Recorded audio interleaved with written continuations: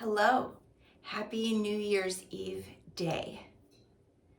Yes, what do you like to do on this day? I am usually in the mood to wear a really bright color, and I usually do cleaning. I want to clear out things. I want to get things ready to donate. I do my year-end bookkeeping. I also like to look back on the prior day. So I keep a 5-year journal, and I like to look back on the prior day, the prior year's New Year's Eve day, and just see like what was on my mind. And then because it's a 5-year journal, I can go back a few years. So I'm at like year 4 in this current one. And I just see, and it's amazing. Like the things that were on my mind, things that I was like trying to establish or create or learn. And then I go back and I see, oh my gosh, yeah, that went well. Or wow, that stopped being a priority. That wasn't part of my Dharma, it turns out. So I enjoy doing that. I also have a theory, method,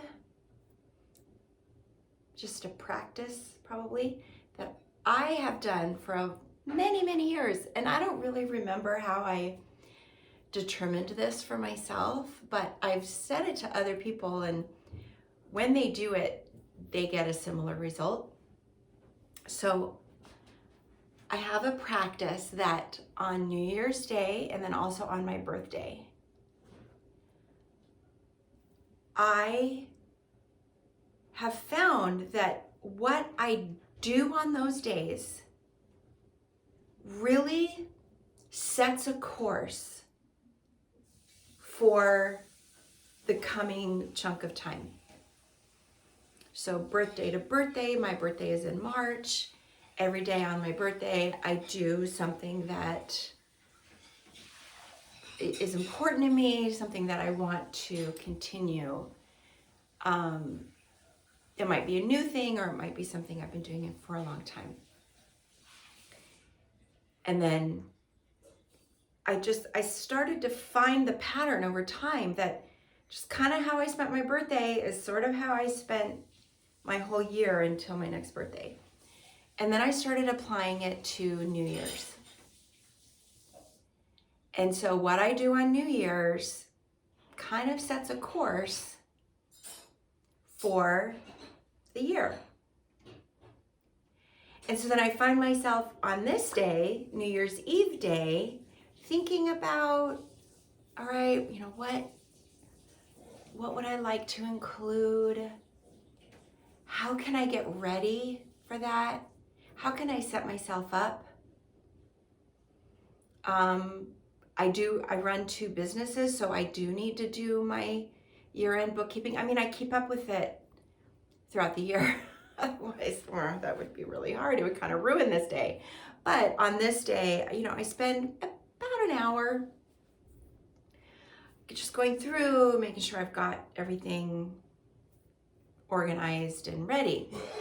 And then I also take this day as a time to maybe tie up some loose ends. Maybe, for example, right now I'm working on getting one of my books formatted a certain way to be in this certain situation.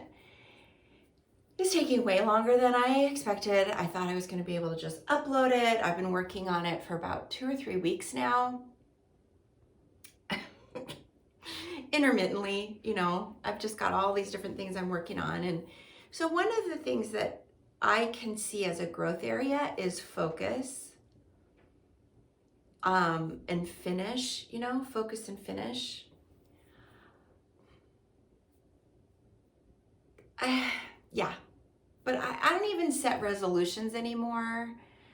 For me, they don't work. What I do is I spend this authentic time really considering what is important to me, what's actually important to me, and why. And I look at my own strengths and times that I've done this before, like identified something that was important to me and then did it. I conjure this. I understand now, like this is stuff I do in coaching with other people. And so I'm able to, do it with myself, more or less. I also love working with a coach, but I tap into my growth mindset. I tap into my evidence. I seek out the times when I've been really good at doing the things that are important to me. And I always talk about coach the environment. And also in yoga therapy, I talk about what are your routines? What are your systems? Let's take a look. And it's not for rigidity, and it's not for like willpower and white knuckling through something. It's to set us up for success and to make our lives beautiful.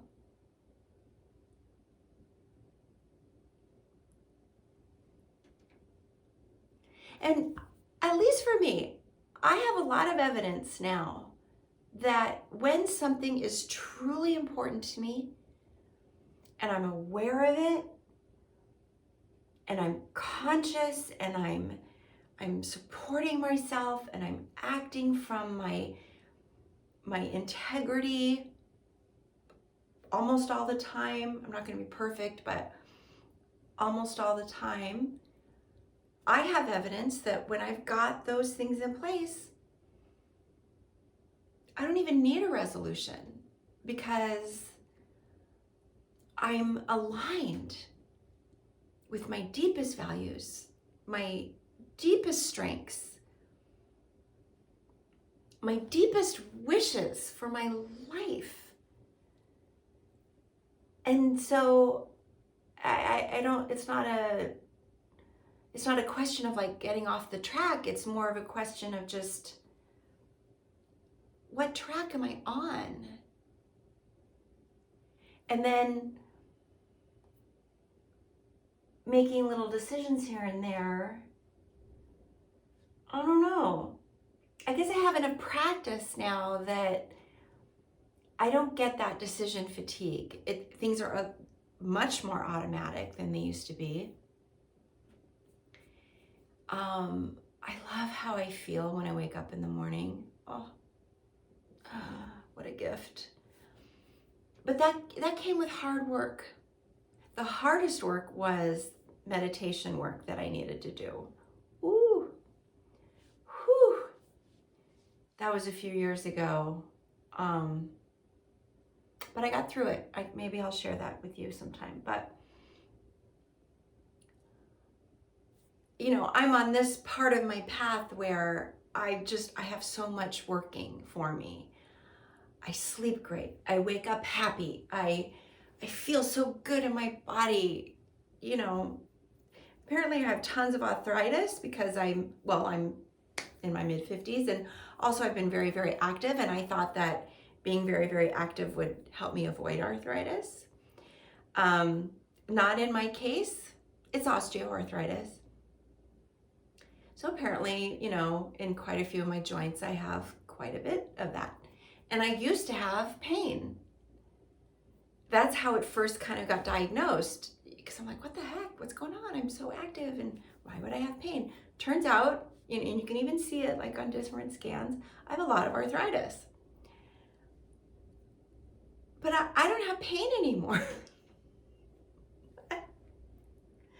I have learned over time what to do.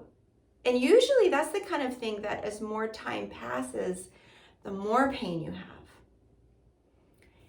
And I pretty much don't have arthritic pain. So, all of this to say, I'm living this part of my path where I feel good. I go dancing all the time. I teach yoga for a living. I'm very physical. I experience peace, just as like a baseline. Again, not perfectly. I've had very high anxiety. You don't really know much about my story, and it's not even so important, I don't think. But suffice to say, this was not just like open the box and it's already done. I've had to build this and learn these things and get training and practice and all that.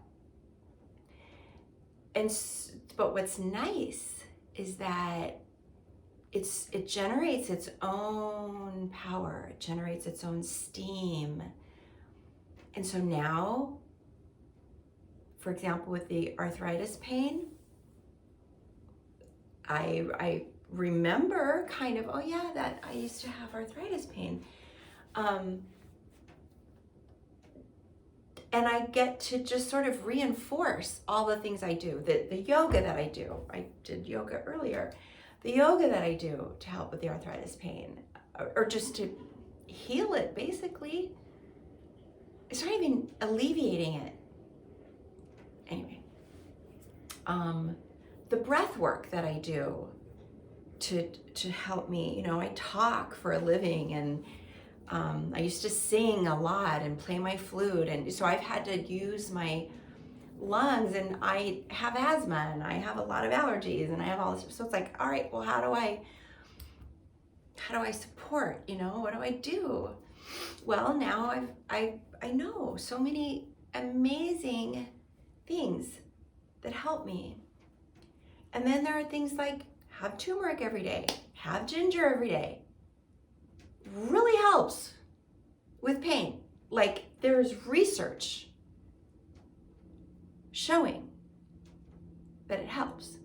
And then also in my life, I just don't have the kinds of experiences that I used to have in my body. I feel so good in my body. My relationships are solid, and they feed me, and they give me so much joy.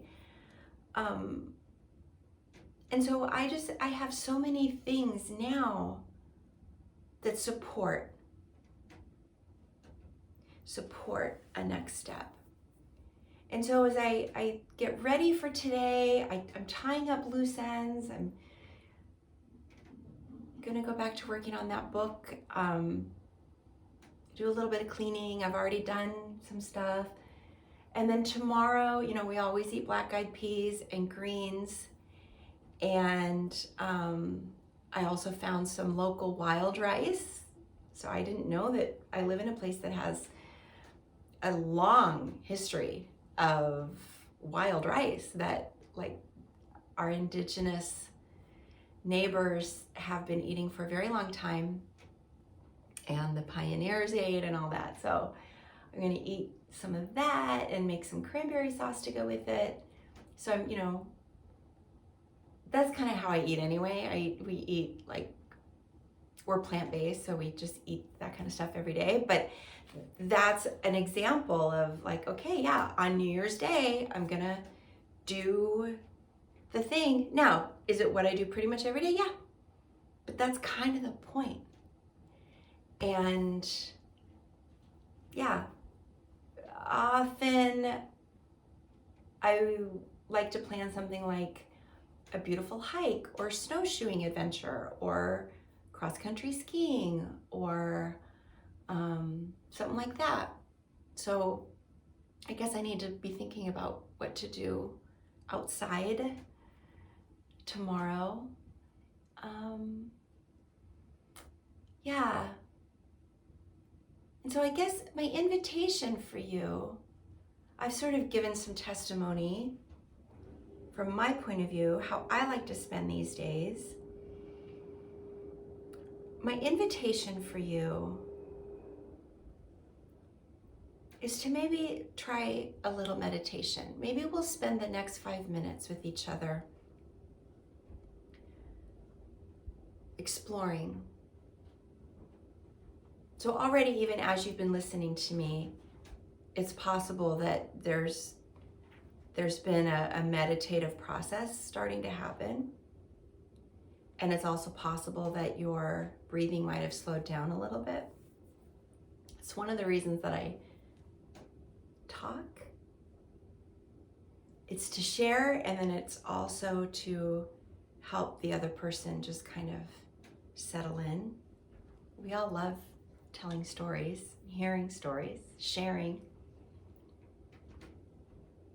And now let's spend some time deliberately meditating.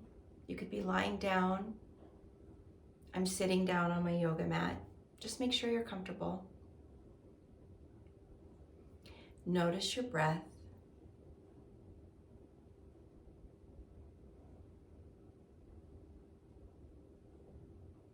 Slow your breath down a little bit.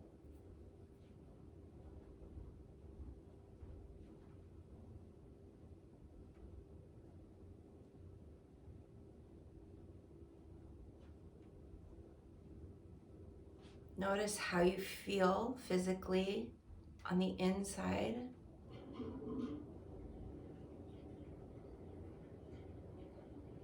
Notice where is your body in contact with surfaces that are not your body. So your clothing or the structure that is holding your body right now. The chair, the bed, the floor.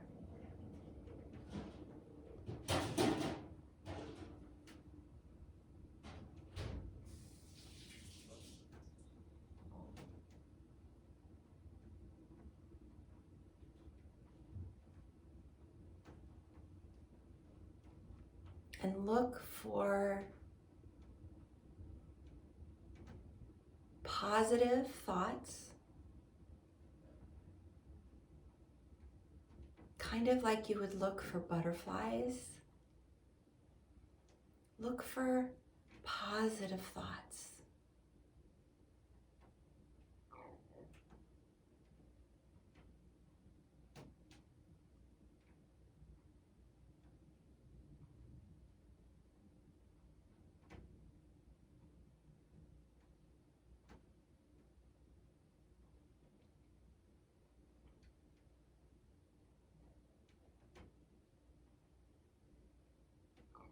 And you can either stay right here looking for positive thoughts,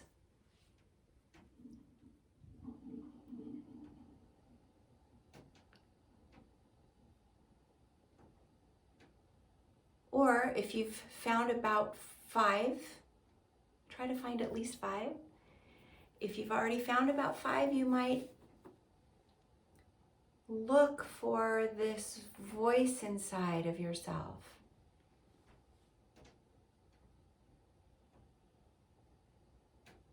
A wisdom voice.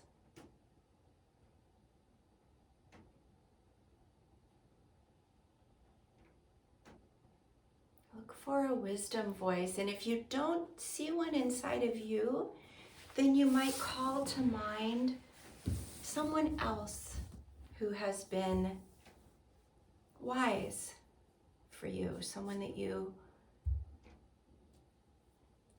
can look to as a resource.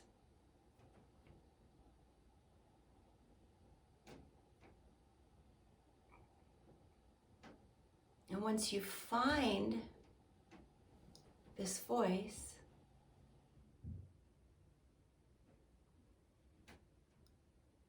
maybe see what it would be like to settle in and listen. What would this voice like to tell you? And listen.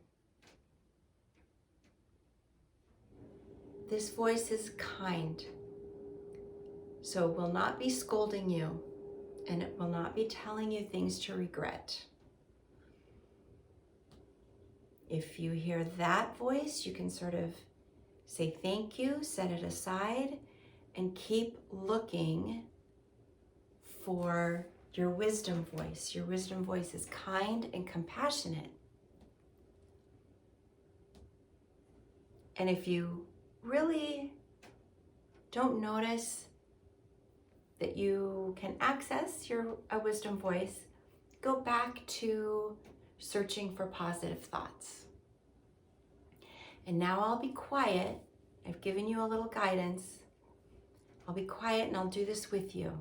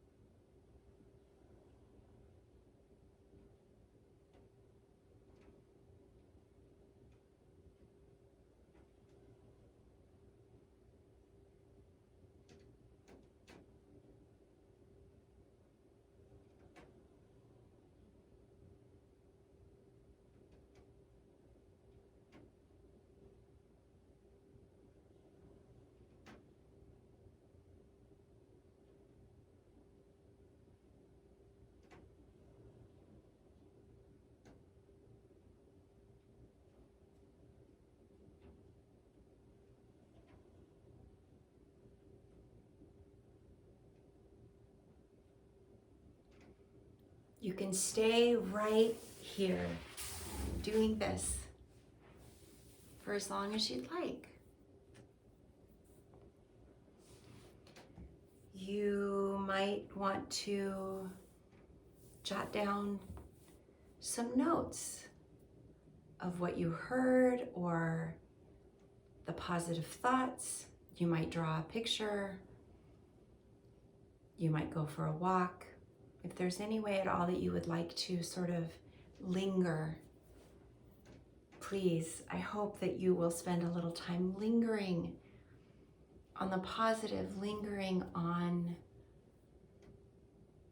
this deepest wisdom that always lives inside you. It's there, by the way. That's the punchline. It's always there. We just don't always know how to tune in. If you found any of this difficult, that's okay. That's normal. It's a skill, like any skill that we can learn. And I just want to wish you a gentle and sweet New Year time. And I will see you soon.